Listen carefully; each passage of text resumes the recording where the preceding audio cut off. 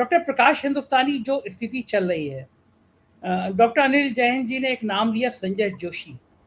एक सीडी आई और संजय जोशी गायब। लेकिन सुना है कि संजय जोशी अब फिर एक्टिव हो रहे हैं।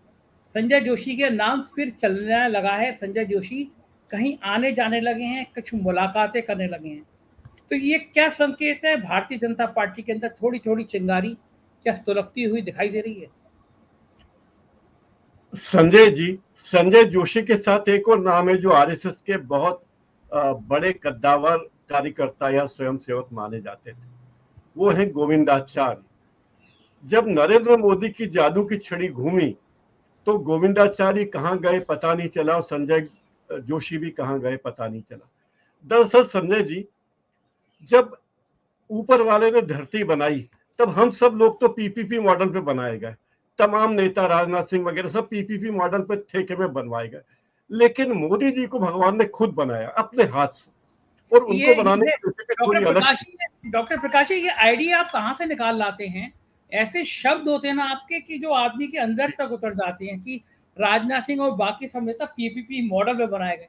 ये शब्दों का चयन कहाँ से ले आते हैं आप इतना? अरे ये मोदी जी के शब्द है सर, मोदी जी के शब्द है। तो पूरा देश पीपीपी मॉडल पे बना और मोदी जी बने खुद उनके हाथ से। उसमें भी ब्रह्मा जी ने स्पेशल रेसिपी डाली, थोड़ी डिक्टेटरशिप डाली, थोड़ा अहंकार डाला और थोड़ा आत्मविश्वास, अति आत्मविश्वास डाला, और जो घोट के उन्होंने धरती पे भेजा। और जब मोदी जी ने जन्म लिया तो भगवान ने, ऐसा एक कवि संपत सरल ने कहा, भगवान ने 3 बार अपने हाथ साबुन से धोए कि कुछ गड़बड़ न रह जाए।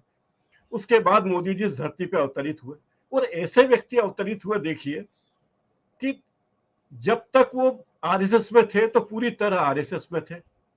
पहली बार विधायक बने तो सीधे मुख्यमंत्री बने, पहली बार मेंबर ऑफ पार्लियामेंट बने तो सीधे प्रधानमंत्री बने। तो एक जादू तो उनमें है ही, निश्चित ही ब्रह्मा जी ने उनको खुद अपने हाथों से बनाया होगा, जो कला उनको दी गई। और दूसरी बात, उनकी कला ऐसी है कि वे जो बोलते हैं वो बड़ा मायने रखता है, और जो नहीं बोलते हैं वो भी मायने रखता है। और एक और गुण उनमें दिया भगवान ने कि वे किसी भी चीज को, गलत से गलत चीज को करके भी उसे सही साबित कर सकते हैं। सारी दुनिया कहे कि 2 और 2 4 होते हैं, लेकिन अगर मोदी जी कहें कि 2 और 2 3 होते हैं, तो मोदी जी पूरी दुनिया को पलट देंगे कि नहीं, 2 और 2 3 ही होते हैं, और अगर 2 और 2 4 होते हैं तो वो गलती से होते हैं, सच्चाई 2 और 2 3 होने की ही है। ये गुण मोदी जी में, और हमने देख लिया। नोटबंदी की अड़े रहे कि हमने बिल्कुल सही किया, कोरोना काल में लोगों के पैसे से टीके लगाए, बता दिया हमने ठीक किया। जिस पे निगाह पड़ गई वो भगवान हो गया उनके लिए। डॉक्टर हर्षवर्धन दिल्ली के मुख्यमंत्री पद के दावेदार थे, कहाँ गायब हो गए पता नहीं चला। किरण बेदी को लाया गया, हालत खराब हो गई, लेकिन कभी स्वीकार नहीं किया कि किरण बेदी जो है वो बीजेपी आला कमान की गलती थी कि दिल्ली में बीजेपी की बुरी गलती, कभी नहीं स्वीकार। जीएसटी जबरदस्ती लाद दिया, 100 से ज्यादा करेक्शन कर दिए, लेकिन सब जीएसटी है तो है, और हर बार यही कहते हैं कि इस बार जीएसटी इतना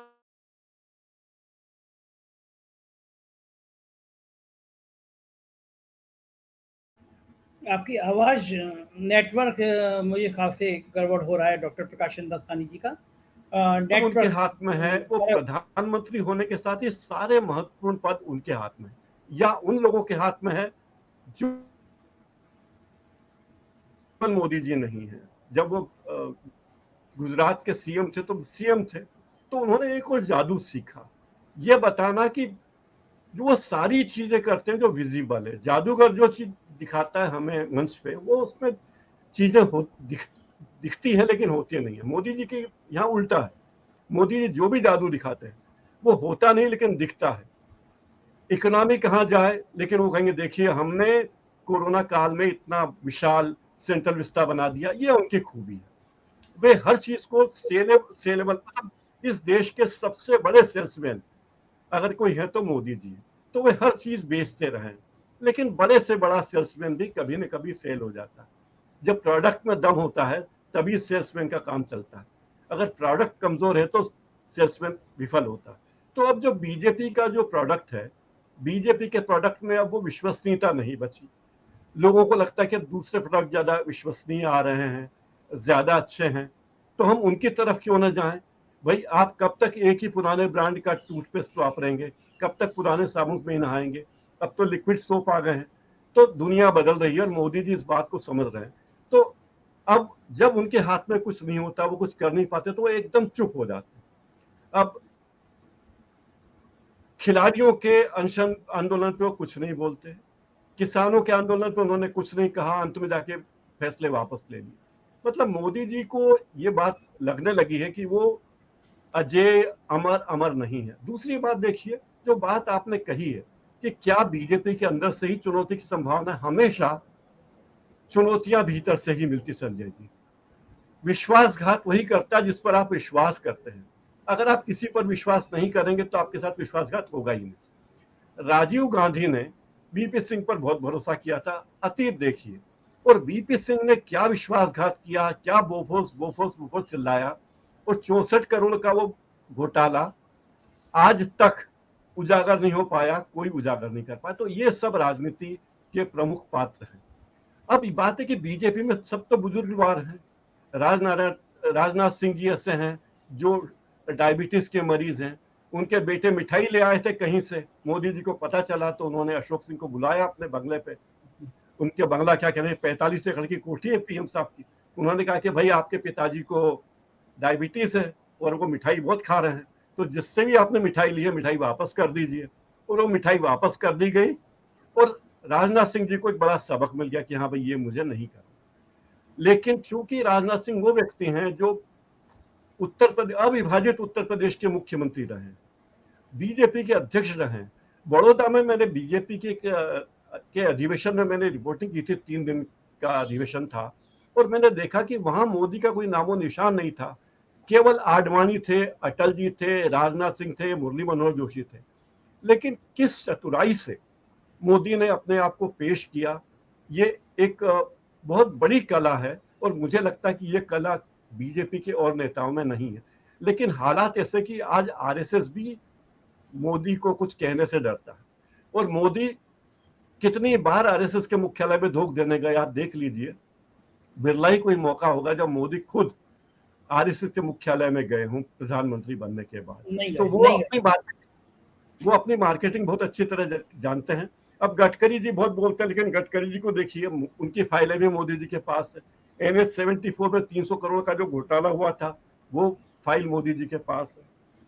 महाराष्ट्र के गोसीखुर्द सिंचाई घोटाले की फाइल मोदी जी के पास है। तो मोदी जी के पास सबकी फाइलें हैं, कोई कुछ बोलेगा तो हिम्मत नहीं है। वसुंधरा राजे सिंधिया इतनी बड़ी नेता रही हैं, जब मोदी जी कुछ भी नहीं थे तब भी वे बहुत बड़ी नेता थी। लेकिन आज वसुंधरा महारानी को कोई पूछता नहीं है, वे अपनी जगह बीजेपी में ही वे एकाकी रह गई हैं। तो ये उनकी खूबी है। मध्य प्रदेश के मुख्यमंत्री शिवराज सिंह चौहान की हालत वो होती है जो शेर के आगे बकरी की होती है। इस तरह आप शिवराज सिंह चौहान को देखते तो कई बार लगता है कि अरे हमारे, मतलब अफसोस होता है मुझे कि अरे हमारे प्रदेश का मुख्यमंत्री है, 8-9 करोड़ लोगों का प्रतिनिधि, उसे इतना झुकने की क्या जरूरत है कि गिड़गिड़ाने की मुद्रा में है। तो बड़ी अजीब स्थिति। तो मोदी ने अपने जो खौफ पार्टी में कर रखा है। लेकिन जिस तरह मोदी आडवाणी के सामने, अटल जी के सामने पीछे से तैयारी करते हुए आए, उसी तरह भीतर और लोग होंगे। तो मुझे लगता है कि वे लोग जो हमें नजर आ रहे हैं बीजेपी में, वे नहीं आएंगे मोदी के सामने, वे आएंगे जो अभी हमें नजर नहीं आ रहे हैं। एक शेर है, चलते चलते एक शेर सुनाता हूं कि पहले खंजर पे धार करता है, फिर अंधेरे में वार करता है। तो अंधेरे में वार करने की तैयारी पहले खंजर में धार करने से होती है। तो खंजर में धार बहुत लोग कर रहे होंगे, देखते हैं किसका खंजर आगे आता है और मोदी किस तरह वार से बचते हैं।